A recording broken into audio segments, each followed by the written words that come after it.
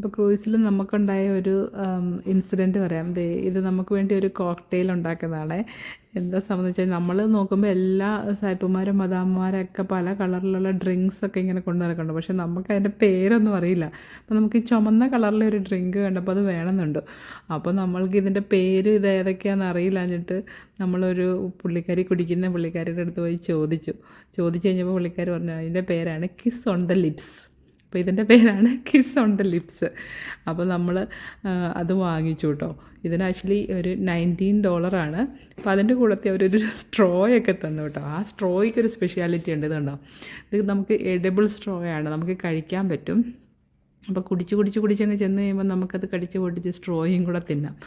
നമ്മൾ തണുപ്പൊക്കെ ആയിരുന്നെങ്കിലും ഇത് വാങ്ങിച്ച് കുടിച്ചു, കിസ് ഓൺ ദ ലിപ്സ്. പക്ഷേ ഇതിനകത്ത് നമുക്ക് ശരിക്കും പറഞ്ഞാൽ മാംഗോയും പാഷൻ ഫ്രൂട്ടിൻ്റെയൊക്കെ ഒരു ഫ്ലേവറിലുള്ള ഒരു ഡ്രിങ്കായിരുന്നു. പക്ഷേ ആൽക്കഹോളിക് കണ്ടൻറ്റ് അധികം ഇല്ലായിരുന്നു. അതിപ്പോൾ നമുക്ക് ഒരു ഫീലും ഇല്ല കേട്ടോ. നമുക്ക് ശരിക്കും ജ്യൂസ് കുടിക്കുന്ന ഫീൽ പോലെ തന്നെയാണ്. കാരണം ഇവർ ഈ ഷിപ്പിലെ ബിവറേജിനകത്തൊക്കെ ആൽക്കഹോൾ കണ്ടൻറ്റ് വളരെ കുറച്ചാണ് അവർ കൊടുക്കുന്നത്. കാരണം ആൾക്കാർ പൂസൊക്കെയായി എന്താ പറഞ്ഞേ വഴക്കൊക്കെ ഉണ്ടാകാണ്ടിരിക്കാൻ വേണ്ടി.